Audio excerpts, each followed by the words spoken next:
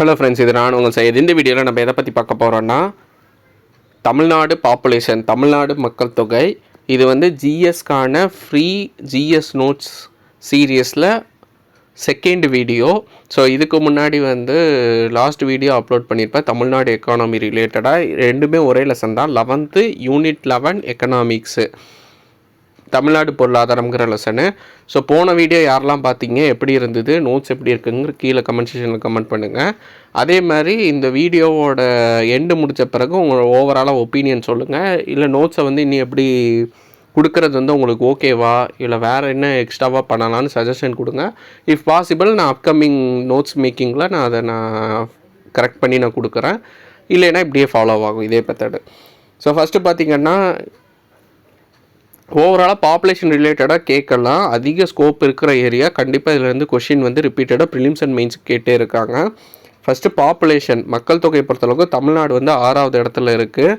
இந்திய அளவில் பார்த்திங்கன்னா மக்கள் தொகை 7.2, தமிழ்நாட்டோட மக்கள் தொகை 7.21 கோடி, இந்தியாவோட மக்கள் தொகை 121 கோடி. இது என்ன ரிப்போர்ட் படினா சென்சஸ் 2011 படி, 2011 மக்கள் தொகை கணக்கெடுப்பின்படி. ஸோ மெயின்ஸில் எழுதும்போது எப்போவுமே இந்த மாதிரி ஒரு டேட்டா கொடுக்குறீங்கன்னா சோர்ஸை நீங்கள் கண்டிப்பாக மென்ஷன் பண்ணணும். ப்ரிலிம்ஸுக்கும் போது ஜஸ்ட் வந்து என்னென்னு தெரிஞ்சுக்கோங்க போதும். டேட்டா முக்கியம். டென்சிட்டி பொறுத்தளவுக்கும் தமிழ்நாட்டு லெவலும் இந்தியா லெவலில் எல்லாமே தமிழ்நாடு இந்தியா லெவலில் கம்பேர் பண்ணி படிச்சுக்கோங்க. டென்சிட்டினா என்னன்னு கேட்கலாம். ஒரு சதுர கிலோமீட்டருக்கு எவ்வளோ மக்கள் வாழ்கிறாங்களோ அதுதான் டென்சிட்டின்னு சொல்லுவாங்க, பாப்புலேஷன் டென்சிட்டி. ஒரு சதுர கிலோமீட்டரில் மக்கள் தொகை அளவு.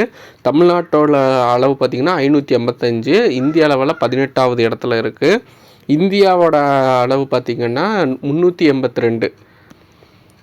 ஸோ ஒரு சதுர கிலோமீட்டரில் 382 மக்கள் இருக்காங்க. இது சென்சஸ் 2011 படி. சில இது வந்து நிதி ஆயோக்கோட ரிப்போர்ட்டும் இருக்கும். அதனால தான் சென்சஸ்ஸு நிதி ஆயோக்குன்னு சொல்லிட்டு நான் கீழே மென்ஷன் பண்ணியிருப்பேன். அர்பனைசேஷன் பொறுத்தளவுக்கும் தமிழ்நாட்டோட அர்பனைசேஷன் ரேட்டு, நகரமயமாதல் ரேட்டு பார்த்திங்கன்னா 48.4%. மொத்த இந்தியாவில் இருக்கிற நகர மக்களில் 9.6% வந்து தமிழ்நாட்டில் தான் இருப்பாங்க. இந்திய மக்கள் தொகையில் எவ்வளோ பேர் நகரத்தில் வாழ்கிறாங்கன்னா 31.5%. ஸோ இது அர்பனைசேஷன். அடுத்து பாலின விகிதம் ரொம்ப ரொம்ப இம்பார்ட்டன்ட். ஃப்ரீக்வெண்ட்டாக கேட்டே இருப்பாங்க. பாலின விகிதம்னா என்ன, டெஃபனிஷன் கேட்பாங்க ப்ரிலிம்ஸில். அடுத்து எந்த ஸ்டேட் அதிகமாக இருக்குது கம்மியாக இருக்குது, தமிழ்நாட்டில் எந்த டிஸ்ட்ரிக்ட் அதிகமாக இருக்குது கம்மியாக இருக்குது, என்ன வேல்யூ, சைல்டில் என்ன வேல்யூ இருக்குது, நார்மலாக என்ன வேல்யூ, இந்த மாதிரிலாம் கேட்பாங்க. 1000 ஆண்களுக்கான பெண்களின் எண்ணிக்கை தான், நம்பர் ஆஃப் ஃபீமேல் பெர் 1000 மேல் தான் வந்து செக்ஸ் ரேஷியோ. தமிழ்நாட்டோட அளவு 995, 3வது இடத்துல இருக்குது, கேரளா புதுச்சேரிக்கு அடுத்து. இது வந்து மக்கள் தொகை கணக்கெடுப்பு 2011 படி, சென்சஸ் 2011 படி இந்த இது. இதில் அதுக்கப்புறமா மற்ற டேட்டாஸும் கொடுத்துருக்காங்க. ஐஎம்ஆரோட வேல்யூ, எம்எம்ஆரோட வேல்யூ, வாழ்நாள் எதிர்பார்ப்பு, ஆண்கள் பெண்கள், கல்வியறிவு வீதம், பாலின வீதம். இது ரொம்ப இம்பார்ட்டண்ட். இந்த டேபிளில் இருந்து ஃப்ரீக்வெண்ட்டாக கொஷின் கேட்டே இருப்பாங்க. தமிழ்நாடு இந்தியா ரெண்டையுமே பார்த்து வச்சுக்கோங்க. தமிழ்நாடு அதிகமாக பார்த்து வச்சுக்கோங்க, இந்தியாவும் பார்த்து வச்சுக்கோங்க, ரெண்டுமே கேட்கலாம்.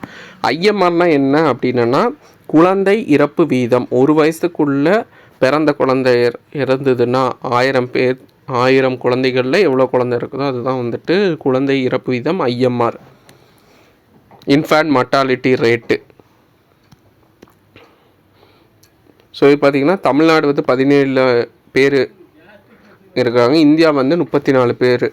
So 34 value. ஸோ இது வந்து கம்மியாகணும். மெட்டர்னல் மார்ட்டாலிட்டி ரேட் வந்து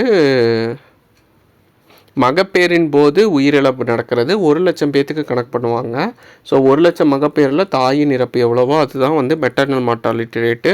இதில் டெஃபனிஷனும் கேட்பாங்க, 1,00,000க்கா 1000க்கா அந்த மாதிரி கேட்பாங்க, அதையும் பார்த்து வச்சுக்கோங்க. தமிழ்நாடுல பார்த்திங்கன்னா 79 வேல்யூ இருக்குது. இதே கேரளா மகாராஷ்டிரா வந்துட்டு 61, 67. கேரளா தான் இருக்கிறதுலே பெஸ்ட் பர்ஃபார்மிங் ஸ்டேட்டு, 61, ரொம்ப கம்மி இறப்பாக இருக்குது. அதுக்கடுத்து மகாராஷ்டிரா, அடுத்து 3ஆம் பிளேஸில் 79. ஏன்னா இங்கேயே நிறைய ஸ்டெப்ஸ் எடுத்துகிட்டு இருக்காங்க கவர்மெண்ட்டு. இங்கே ஸ்டேட் கவர்மெண்ட் ஸ்கீம்ஸ் வந்து ரொம்ப அதிகம் மெட்டர்னல் மார்ட்டாலிட்டி ரேட்டை ரெடியூஸ் பண்ணுறதுக்கு. ஸோ ஸ்கீமும் தெரிஞ்சு வச்சுக்கோங்க. அது நம்ம ரெண்டாவது தனியாக நம்ம பார்த்துக்கலாம். மெயின்ஸ் எழுதும் போது இதோடு சேர்த்து நீங்கள் ஸ்கீமும் எழுதுறீங்கன்னா உங்களுக்கு மார்க் கொஞ்சம் எக்ஸ்ட்ரா கிடைக்கும். வாழ்நாள் எதிர்பார்ப்பு நாள், லைஃப் எக்ஸ்பெக்டன்சி அட் பர்த்து. இது பார்த்திங்கன்னா சராசரியாக தமிழ்நாட்டில் 70.6, இந்தியாவில் 7.9 ஆண்டுகள் வாழ்கிறாங்கன்னு சொல்கிறாங்க. இதே மேல் ஃபீமேல் இது கொடுத்துருக்கேன், அதையும் பார்த்துக்கோங்க.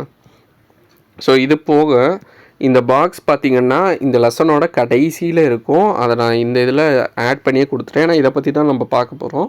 ஸோ இதோடு சேர்த்து பார்த்துட்டா உங்களுக்கு இன்னும் ஈஸியாக இருக்கும்னு சொல்லிட்டு இது ரொம்ப ரொம்ப ரொம்ப முக்கியம். மக்கடிச்சு வச்சுக்கோங்க. இதுலேருந்து நீங்கள் question paper previous year question analyse பண்ணி பார்த்தீங்கன்னா கண்டிப்பாக கொஷின் கேட்டுக்கிட்டே இருப்பாங்க இதில் இருந்து. ஸோ அதனால் எல்லாத்தையும் பார்த்து வச்சுக்கோங்க. இதில் அதிகமாக எழுத நீங்கள் நோட் பண்ணணும்னா district with highest population, district with lowest population. Highest population Chennai, Kanchipuram, Vellore, Tiruvallur. Lowest population பார்த்திங்கன்னா மக்கள் தொகை கம்மியாக இருக்கிறது பெரம்பலூர், நீலகிரி, அரியலூர், தேனி. அதே மாதிரி டென்சிட்டி பொறுத்தளவுக்கு எது அதிகம் கம்மின்னு கேட்பாங்க. அதிகம் பார்த்திங்கன்னா சென்னை, கன்னியாகுமரி. இருக்கலே ஹையஸ்ட்டு சென்னை. இதே கம்மி பார்த்திங்கன்னா இருக்கலே லோவஸ்ட் வந்து நீலகிரி தான். ஸோ அந்த இது பார்த்துக்கோங்க. செக்ஸ் ரேஷியோ பொறுத்தளவுக்கும் பாலின விகிதத்தை பொறுத்தளவுக்கும் உங்களுக்கு அதே மாதிரி தான். அதிக பாலினம் கொண்ட மாவட்டங்கள், குறைவான பாலினம் கொண்ட மாவட்டங்கள். இது ஹைலி இம்பார்ட்டண்ட்டு. இதுவும் அதிக இம்பார்ட்டண்ட்டு. சைல்டு செக்ஸ் ரேஷியோலையும் எது ஹை லோவோ அதுவும் இம்பார்ட்டண்ட்டு. எதுக்காக இது தெரிஞ்சு வச்சுக்கணும்?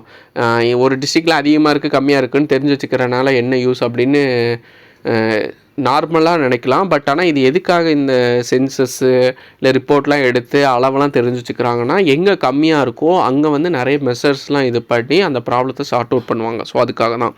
இப்போ for example district with highest sex ratio பார்த்திங்கன்னா நீலகிரி, தஞ்சாவூர், நாகப்பட்டினம்.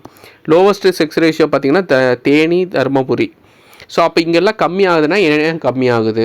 அப்போது இங்கே தேனி, தருமபுரிலாம் கம்மியாக இருக்குது, ரீசன் என்ன? அதை சமாளிக்கிறதுக்கு என்ன ஸ்கீம்ஸ்லாம் உள்ளே இது பண்ணலாம் அப்படின்னு சொல்லிட்டு அங்கே இருக்கிற டிஸ்ட்ரிக்ட் அட்மினிஸ்ட்ரேஷன் வந்து இதுக்கு நிறைய எஃபர்ட் எடுப்பாங்க.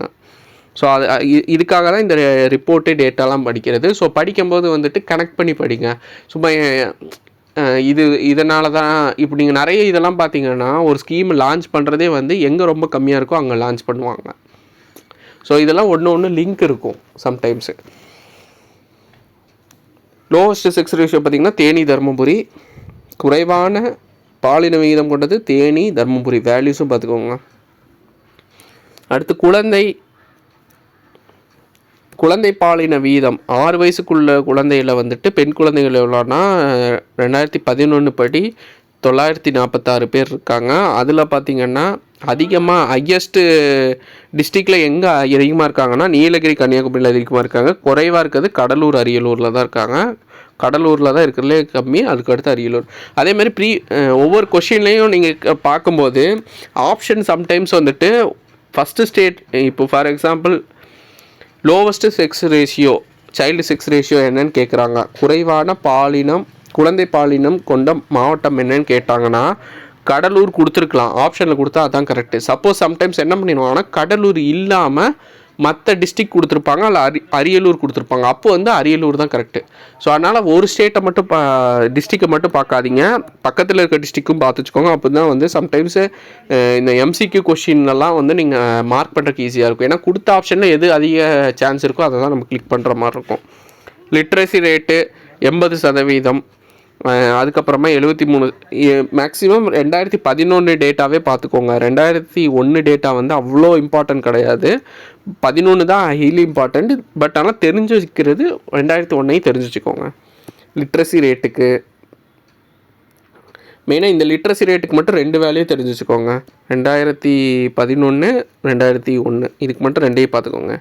80%, 2011, 2001 73%. மேல் லிட்ரஸி, ஃபீமேல் லிட்ரஸிலாம் 2011 மட்டும் பார்த்தா போதும். ஹையஸ்ட் லிட்ரஸி ரேட் கொண்ட மாவட்டம் பார்த்திங்கன்னா கன்னியாகுமரி, சென்னை. கம்மி இருக்கிறது தருமபுரி, அரியலூர். ஸோ ரொம்ப யூஸ்ஃபுல்லாக இருக்கும்னு நம்புகிறேன் இந்த வீடியோ. கீழே டிஸ்கிரிப்ஷனில் வந்துட்டு ஓவராலாக நோட்ஸ் எப்படி இருக்குது, பிரிண்ட் அவுட் போட்டிங்களா இல்லையா, நோட்ஸ் எடுக்க ஆரம்பிச்சிட்டிங்களா இல்லையா அப்படிங்கிறதெல்லாம் சொல்லுங்கள். நான் அப்கமிங் வீடியோஸில் வேறு ஏதாவது சஜஷன், இந்த நோட்ஸில் வேறு ஏதாவது பண்ணணுமா அப்படிங்கிற சஜஷன் இருந்தாலும் சொல்லுங்கள். முடிஞ்சால் அதையும் நான் கேரி ஃபார்வர்ட் பண்ணி அப்கமிங் வீடியோஸில் நான் அப்டேட் பண்ணி கொடுக்குறேன்.